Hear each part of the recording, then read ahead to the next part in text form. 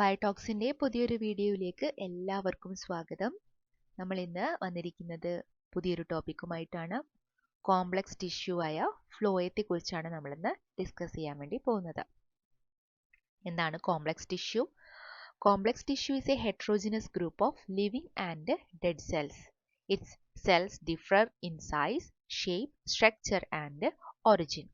Still they cooperate for a common function. The important complex tissues in vascular plants are xylem and phloem. Vascular പ്ലാന്റ്സിനകത്ത് important ആയിട്ടുള്ള complex tissues ആണ് സൈലവും ഫ്ലോയവും. ഇവിടെ നമ്മൾ സൈലത്തിൻ്റെ already ചെയ്തിട്ടുണ്ട്, കാണാത്തവർ ആ വീഡിയോ കാണുക. ഫ്ലോയത്തിൻ്റെ ക്ലാസിഫിക്കേഷനും ഏതൊക്കെയാണ് കോമ്പോണൻസ് എന്നും അതിൻ്റെ ഫങ്ഷൻസും ആണ് നമ്മളിന്ന് ഡിസ്കസ് ചെയ്യാൻ വേണ്ടി പോകുന്നത്. Phloem or bast. ഫ്ലോയത്തെ വിളിക്കുന്ന മറ്റൊരു പേരാണ് bast. It is the chief food conducting tissue of vascular plants. നമുക്കറിയാം ഫ്ലോയത്തിന്റെ ഫംഗ്ഷൻ എന്താണ്? ഫുഡ് കണ്ടക്ഷൻ ആണ് അല്ലേ? They are concerned with the translocation of synthesised organic food from their production to the centre of utilisation. ഇവയുടെ function എന്ന് പറയുന്നത് synthesised organic ഫുഡിനെ translocate ചെയ്യാണ്. എവിടെയാണ് പ്രൊഡ്യൂസ് ചെയ്യുന്നത് അവിടെ നിന്നും എവിടെയാണോ യൂട്ടിലൈസ് ചെയ്യുന്ന സ്ഥലം അല്ലെങ്കിൽ എവിടെയാണോ സ്റ്റോർ ചെയ്യുന്നത് അവിടേക്ക് ട്രാൻസ്ലൊക്കേറ്റ് ചെയ്യുകയാണ് ഫ്ലോയത്തിന്റെ function. Based on the time of development, phloem classified into primary phloem and secondary phloem. എന്താണ് primary phloem? They differentiate from the procambium of apical meristem during primary growth. Primary phloem form ചെയ്യുന്നത് primary ഗ്രോത്തിന്റെ സമയത്ത് പ്രോകാമ്പിയത്തിൽ നിന്നാണ്. Secondary phloem form ചെയ്യുന്നത് secondary ഗ്രോത്തിന്റെ സമയത്ത് vascular കാമ്പിയത്തിൽ നിന്നും ഡിഫറൻഷിയേറ്റ് ചെയ്തിട്ടാണ്. First formed primary phloem is called protophloem and the later formed primary phloem is called മെറ്റാഫ്ലോയം. First form ചെയ്യുന്നത് പ്രോട്ടോഫ്ലോയം, പിന്നീട് ഫോം ചെയ്യുന്ന പ്രൈമറി ഫ്ലോയം ആണ് മെറ്റാഫ്ലോയം. Then components of phloem. ഫ്ലോയത്തിന്റെ പ്രധാനപ്പെട്ട എലമെന്റ്സ് ഏതൊക്കെയാണ്? Sieve elements, companion cells, phloem parenchyma and phloem fibres. ഈ 4 പ്രധാനപ്പെട്ട components ആണ് complex tissue ആയ ഫ്ലോയത്തിനകത്തുള്ളത്. Companion cells are absent in pteridophytes and gymnosperm. ഇതിൽ തന്നെ കമ്പാനിയൻ സെൽസ് നമുക്ക് ടെറിഡോഫൈറ്റ്സിലും ജിംനോസ്പേമിലും കാണാൻ വേണ്ടി സാധിക്കില്ല. Phloem fibers are absent in the primary phloem of many angiosperm. പല ആൻജിയോസ്പേമിന്റെയും പ്രൈമറി ഫ്ലോയത്തിനകത്ത് ഫ്ലോയം ഫൈബേഴ്സ് ആബ്സെന്റ് ആണ്. ഫസ്റ്റ് എലമെന്റ് ആണ് സീവ് എലമെന്റ്സ്. എന്താണ് സീവ് എലമെന്റ്സ് എന്ന് നോക്കാം. Food transporting cells of vascular plants. Major function എന്ന് പറയുന്നത് ഫുഡ് ട്രാൻസ്പോർട്ടിംഗ് ആണ്. Sieve cells found in pteridophytes. Sieve tubes found in angiosperms.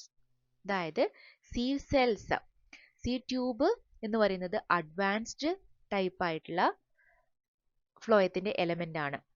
Sieve cells അതിന്റെ simple forms ആണ്. ഈ സിമ്പിൾ ഫോം ആയ സീവ് സെൽസ് നമുക്ക് ടെറിഡോഫൈറ്റ്സിനകത്ത് കാണാം. സീവ് ട്യൂബ്സ് ആൻജിയോസ്പേമിനകത്താണ് കാണുന്നത്. എന്താണ് sieve tube elements? Sieve tube elements അല്ലെങ്കിൽ സീവ് ട്യൂബ് മെമ്പേഴ്സ് അല്ലെങ്കിൽ സീവ് ട്യൂബ് സെൽസ് എന്നൊക്കെ നമ്മൾ ഇതിനെ വിളിക്കുന്നുണ്ട്. Relatively advanced type of phloem cells found in angiosperm. Mature sieve tube elements are long, tubular and non-nucleated with non-lignified secondary wall and terminal sieve plate. Mature ആയ ഒരു sieve tube elementsനകത്ത് നമുക്ക് എന്തൊക്കെ കാണാം? They are long, tubular and non-nucleated ആണ്. വിത്ത് അതിന്റെ secondary വാൾ എന്ന് പറയുന്നത് എന്താണ്? non-lignified ആണ്. ആൻഡ് ടെർമിനൽ ആയിട്ട് ഒരു സീവ് പ്ലേറ്റും കൂടി നമുക്ക് സീവ് ട്യൂബ് എലമെന്റ്സിനകത്ത് കാണാൻ വേണ്ടി സാധിക്കും. Their protoplasm is devoid of nucleus, endoplasmic reticulum, mitochondria, plastids and other organelles. എങ്ങനെയാണ്? പ്രോട്ടോപ്ലാസ്റ്റിനകത്ത് നോക്കുക, ന്യൂക്ലിയസും എൻഡോപ്ലാസ്മിക് റെറ്റിക്കുലം, മൈറ്റോകോൺട്രിയ തുടങ്ങിയ സെൽ ഓർഗനൽസ് ആബ്സെന്റ് ആണ്. On one side of the sieve tube cells, there will be one or more companion cells.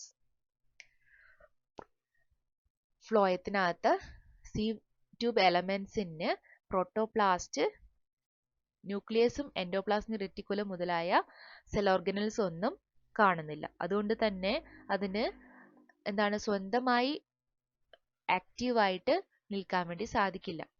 അതുകൊണ്ട് തന്നെ അതിനാവശ്യമായ എല്ലാ കാര്യങ്ങളും ചെയ്തു കൊടുക്കാൻ മറ്റൊരു സെല്ലിന്റെ സഹായം ആവശ്യമാണ്. അതുകൊണ്ട് തന്നെ companion cells always associate with sieve tube elements. Sieve tube members are arranged end to end, forming several tube-like tubular columns called sieve tubes. അതായത് sieve tube members എന്ന് പറഞ്ഞാൽ sieve tubesന്റെ യൂണിറ്റ്സ് ആണ്.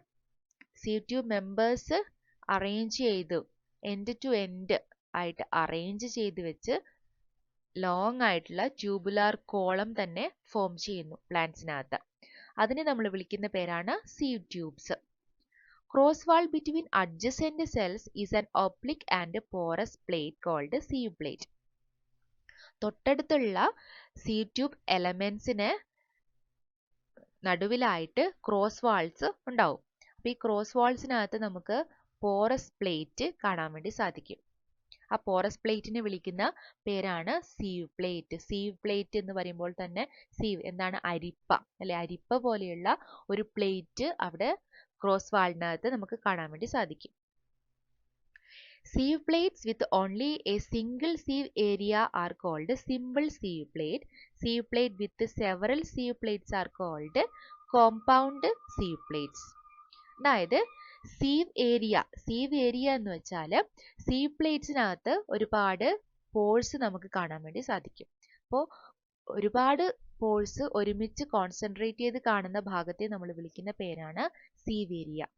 ഈ sieve area single sieve area മാത്രമാണ് sieve പ്ലേറ്റിനകത്ത് കാണുന്നതെങ്കിൽ നമ്മൾ അതിനെ simple sieve plate എന്ന് വിളിക്കും.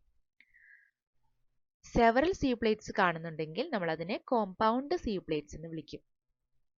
ഇത്തരം ഫ്ലോയത്തിനകത്ത് ഇത്തരം sieve പ്ലേറ്റ്സ് കാണുന്നുണ്ടെങ്കിൽ സിമ്പിൾ sieve പ്ലേറ്റ്സ് ഏതിലാണ് കാണുന്നത്? കുക്കുർബിറ്റ, നിക്കോഷ്യാനയിലൊക്കെ സിമ്പിൾ sieve പ്ലേറ്റ്സ് ആണ് കാണുന്നത്. Compound sieve plates Vitis grape ഫാമിലിനകത്ത് കാണപ്പെടുന്നതാണ് കോമ്പൗണ്ട് sieve പ്ലേറ്റ്സ്.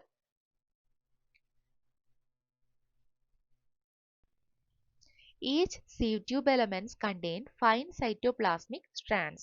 മറ്റൊരു പ്രത്യേകതയാണ് സൈറ്റോപ്ലാസ്മിക് സ്ട്രാൻഡ്സ് ആണ് നമുക്ക് sieve ട്യൂബിനകത്ത് കാണുന്നത്. ഈ സൈറ്റോപ്ലാസ്മിക് സ്ട്രാൻഡ്സ് എങ്ങനെയാണ്? തൊട്ടടുത്തുള്ള sieve എലമെന്റുമായിട്ട് കണക്റ്റഡ് ആണ് ത്രൂ ദ പോറസ് പ്ലേറ്റ് ഉണ്ടെന്ന് പറഞ്ഞില്ലേ? ആ പോറസ് പ്ലേറ്റിലൂടെ ഈ സൈറ്റോപ്ലാസ്മിക് സ്ട്രാൻഡ്സ് കണക്റ്റഡ് ആണ്. ഇവിടെ ഡയഗ്രം നോക്കുക. ഇതാണ് സൈറ്റോപ്ലാസ്മിക് സ്ട്രാൻഡ്സ്. ഇത് തൊട്ടടുത്തുള്ള sieve ട്യൂബ് എലമെന്റ്സുമായിട്ട് കണക്റ്റഡ് ആണ്. In dicots, sieve tube contain a viscous and proteinaceous substance called slime. ഡൈക്കോട്ടിലിഡണസ് പ്ലാന്റ്സിനകത്ത് sieve ട്യൂബിൽ ഒരു വിസ്കസ് ആൻഡ് പ്രോട്ടീനേഷ്യസ് സബ്സ്റ്റൻസ് കാണാം. അതിനെ വിളിക്കുന്ന പേരാണ് slime. Slime accumulates in the sieve area and forms the slime plug. sieve area ഇവിടെ നോക്കിയാൽ നമുക്ക് കാണാം. ഈ sieve pore ഇവിടെ sieve area ആണ്. ഒരുപാട് പോഴ്സ് കാണുന്നുണ്ടെങ്കിൽ നമുക്ക് അവിടെ അതിനെ നമുക്ക് sieve area എന്ന് വിളിക്കാം. അപ്പോൾ ഈ sieve ഏരിയയിൽ ഒരു സ്ലൈം പ്ലഗ് തന്നെ ഫോം ചെയ്യുന്നുണ്ട്. സ്ലൈം അക്യുമുലേറ്റ് ചെയ്ത് ഒരു സ്ലൈം പ്ലഗ് ഫോം ചെയ്യുന്നുണ്ട്. എന്തിനാണ് ഈ സ്ലൈം പ്ലഗ് ഫോം ചെയ്യുന്നത്? When the cell is injured, this plug closes up the broken tip and thus prevents the exudation of the cell content. ഈ ഭാഗത്ത് എവിടെയെങ്കിലും ഇഞ്ചുറി സംഭവിക്കുകയാണെങ്കിൽ ഈ പ്ലഗ് ക്ലോസ് ചെയ്യുകയും prevent the exudation of the cell content, സെല്ലിനകത്തുള്ള കണ്ടന്റിനെ exudate ചെയ്ത് പുറത്തേക്ക് ഊസ് ഔട്ട് ചെയ്ത് പോകുന്നത് പ്രിവെന്റ് ചെയ്യുന്നതും ഈ സ്ലൈം പ്ലഗ് ആണ്. നമുക്കറിയാം ഈ ഫുഡ് പ്രിപ്പയർ ചെയ്തിരിക്കുന്ന ഓർഗാനിക് ഫുഡ് സ്റ്റാർച്ച് ആവാം, ഫാറ്റ് ആവാം അല്ലെ? അപ്പോൾ അതൊന്നും നഷ്ടപ്പെടാതെ പ്ലാന്റിന് ഇഞ്ചുറി ഉണ്ടാവുന്ന സമയത്ത് ഇതൊന്നും നഷ്ടപ്പെടാതെ സഹായിക്കുന്നത് ഈ സൈറ്റോപ്ലാസ്മിക് സ്ട്രാൻഡ്സിനകത്ത് സ്ലൈം ഫോം ചെയ്ത് ഈ സ്ലൈം പ്ലഗ് ആണ് അതിന് സഹായിക്കുന്നത്. As a sieve element matures, its tonoplast rupture and the vacuole sap mix with the cytoplasm and forming myctoplasm. എന്താണ് myctoplasm? സീവ് എലമെന്റ് മെച്യൂർ ആവുന്ന സമയത്ത് അതിനകത്തുള്ള വാക്യൂളിന്റെ ടോണോപ്ലാസ്റ്റ്, വാക്യൂളിന്റെ എന്താണ് കവറിംഗ് ആണ്, അല്ലെങ്കിൽ അതിന്റെ മെംബ്രെയിൻ ആണ് ടോണോപ്ലാസ്റ്റ് എന്നറിയപ്പെടുന്നത് അല്ലേ. ഈ ടോണോപ്ലാസ്റ്റ് റപ്ചർ ആവുകയും ബ്രേക്ക് ആയിട്ട് അതിന്റെ വാക്യൂളിനകത്തുള്ള ഈ സാപ്പ് മുഴുവൻ സൈറ്റോപ്ലാസമായിട്ട് മിക്സ് ആവും. സീവ് എലമെന്റ്സിനകത്തുള്ള എന്താണ് സൈറ്റോപ്ലാസവുമായിട്ട് ഈ വാക്യൂൾ സാപ്പ് മിക്സ് ആവും.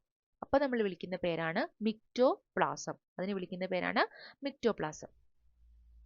In some non-functioning sieve tube cells, thylakoids forms. Non-functional ആയിട്ടുള്ള sieve tube സെൽസിലാണെങ്കിൽ തൈലോസോയിഡ്സ് ഫോം ചെയ്യാൻ സാധ്യതയുണ്ട്. എന്താണ് തൈലോസോയിഡ്സ്? സൈലത്തിൽ ഫോം ചെയ്യുന്ന ടൈലോസസ് പോലെ തന്നെയാണ് തൈലോസോയിഡ്സ്. തൈലോസോയിഡ്സ് എന്ന് വെച്ചാൽ ഫ്ലോയം പാരൻകൈമ ഒരു ബലൂൺ ലൈക്ക് സ്ട്രക്ചർ ആയിട്ട് ഈ സീവ് ട്യൂബിനകത്തേക്ക് പ്രവേശിച്ച് അവിടെ ഫ്ലോയത്തിന്റെ കണ്ടക്ഷൻ, സീവ് ട്യൂബിന്റെ എന്താണ് അതിലൂടെയുള്ള പ്രോട്ടോപ്ലാസ്മിക് സ്ട്രീമിംഗ്, അതിന്റെ കണ്ടക്ഷൻ ബ്ലോക്ക് ആക്കുക അല്ലെങ്കിൽ ബ്രേക്ക് ചെയ്യുന്ന ആ ഒരു പ്രോസസ്സാണ്. അപ്പൊ അവിടെ നമ്മൾ വിളിക്കുന്ന ആ സ്ട്രക്ചറിനെ വിളിക്കുന്ന പേരാണ് തൈലോസോയിഡ്സ്. ബലൂൺ ഷേപ്ഡ് സ്ട്രക്ചർ, അതിനെ നമ്മൾ വിളിക്കുന്ന പേരാണ് തൈലോസോയിഡ്സ്. Second one is companion cell. എന്താണ് companion cell? These are small and thin-walled parenchymatous cells seen closely associated with the sieve tube elements of angiosperm phloem. They are absent in gymnosperm and pteridophytes. Companion cells gymnosperm-നകത്തും pteridophytes-ലും absent ആണ്. They have dense cytoplasm, prominent nucleus and all other cell organelles. The protoplast of a companion cell is a continuous with the non-nucleated protoplast of the adjacent sieve tube cells through plasmodesmata.